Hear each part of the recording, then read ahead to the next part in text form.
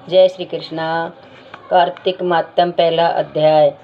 नैमिषारण्य तीर्थ में श्री सूत जी महाराज 88,000 शौनकादि ऋषियों से बोले, अब मैं आपके सामने कार्तिक मातम की श्रेष्ठ कथा कहता हूँ, जिसे सुनकर मनुष्य सब प्रकार के पापों से छुटकर वैकुंठ को प्राप्त कर लेता है। सूत जी ने कहा, श्री कृष्ण जी से आज्ञा लेकर नारद जी के चले जाने पर सत्यभामा प्रसन्न होकर श्री कृष्ण जी से बोली कि हे नाथ, मेरा जीवन सफल हो गया। मेरे माता पिता भी धन्य है, जो आपकी 16,000 रानियों में मैं अत्यधिक प्यारी हुई। मैंने वह कल्प वृक्ष आदि आपके साथ नारद जी को विधि पूर्वक दान में दे दिया, परंतु वही कल्प वृक्ष मेरे आंगन में सदा लहराया करता है, जिसकी बात को मृत्यु लोक में कोई भी स्त्री नहीं जानती। हे स्वामी, अब मैं आपसे पूछना चाहती हूँ कि सो विस्तार पूर्वक कहिए, जिसे सुनकर मैं अपने हित कार्य करूँ, जिसके करने से कल्प पर्यंत भी आप मुझसे विमुख न हो।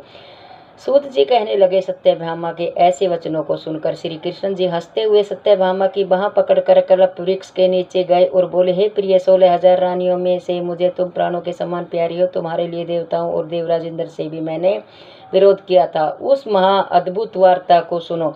सूत जी बोले, एक दिन श्री कृष्ण भगवान ने सत्यभामा के साथ गरुड़ पर सवार होकर इंद्रलोक में जाकर कल्प वृक्ष मांगा।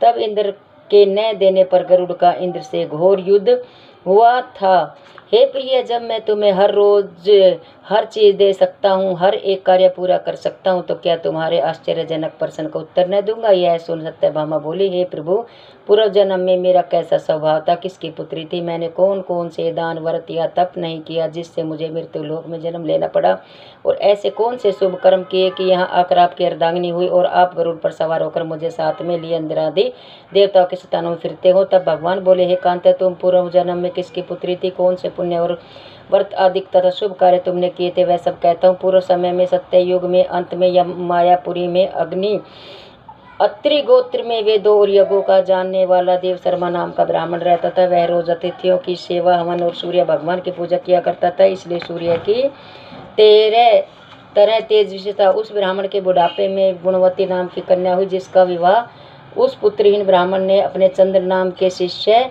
के साथ कर दिया, और वे दोनों पिता पुत्र की तरह रहने लगे। एक समय वे दोनों कुशा और समिधा लेने के लिए वन में हिमालय की तलहटी में पहुंचे, तो उन्होंने एक राक्षस को अपनी तरफ आते देखा, जिसके भय से उनके शरीर शिथिल हो गए और उनमें भागने की शक्ति भी नहीं रही।